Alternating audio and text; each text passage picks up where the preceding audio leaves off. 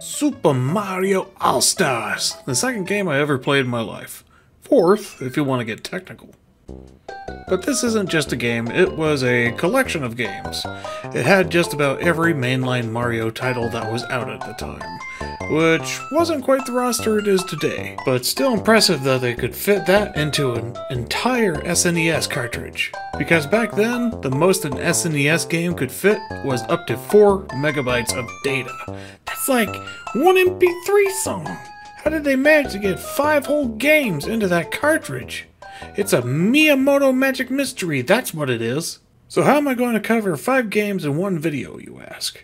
Well, in my own derpy way and not spend as much time with them, to be blunt.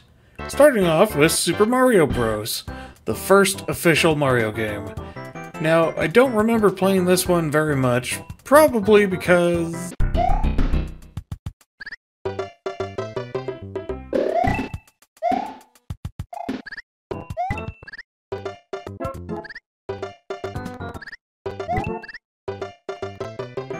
Yep, it was too hard for me as a kid. The fact that I go from being spoiled with this thing called saving to an arcade-style format game that is banking on you to die so you'll go back to the beginning was pretty frustrating. It made the game kinda not worth playing. Sure, you got your speedrunners that can beat it in 5 minutes, but me, I was a dumb baby. I couldn't even do that good at Donkey Kong Country 2. Even today, I'm not the best at platformers. At least the older ones, you know, before they figured out game design, the ability to save, and was orienting slowly away from the arcade quarter economies and milking players out of their lives with the harsh game design. You know, that kind of thing.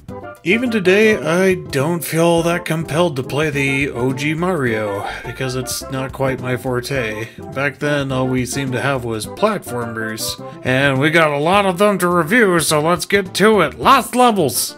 Screw this game. I heard that it wasn't even debugged properly and had to hire a pro gamer to test it. Heck, big execs saw this in the US and were like, no, too hard.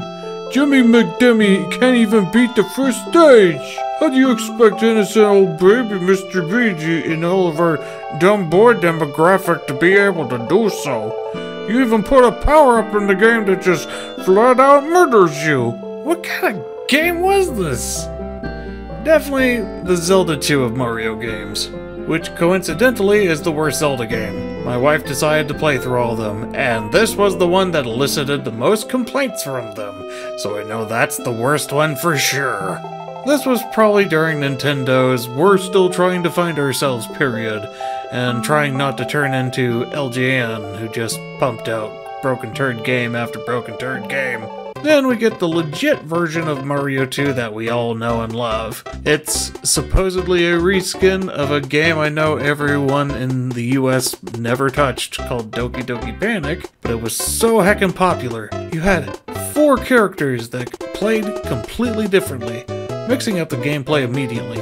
Want to play normally? Play Mario. Want to jump high? Play Luigi. Want to win? Play Peach. Want to lose? Play Toad.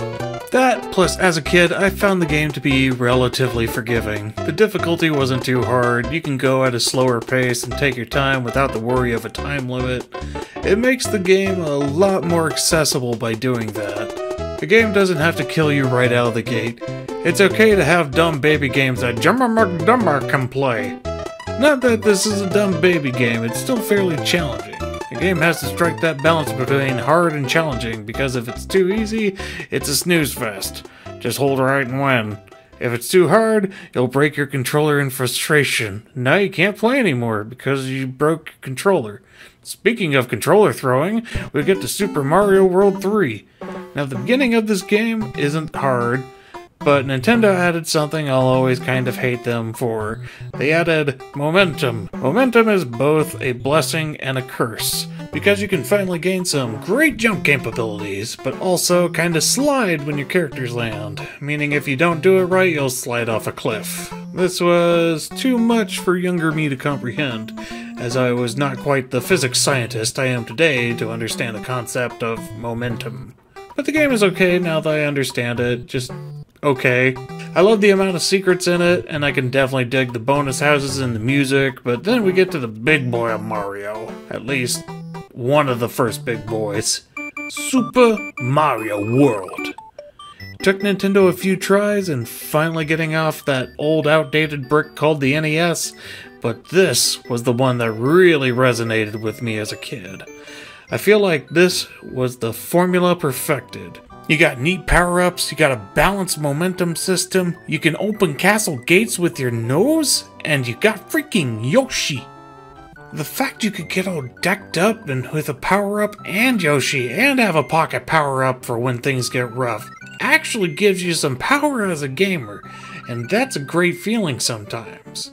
This was also one of the first games I ever remember completing. I did the Star World, the special levels, and got the weird, Mario sprites afterwards.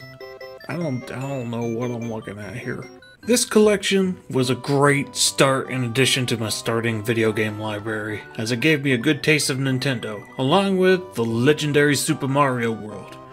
Gosh, I know it's dumb that 5 games was technically my second name, but wait.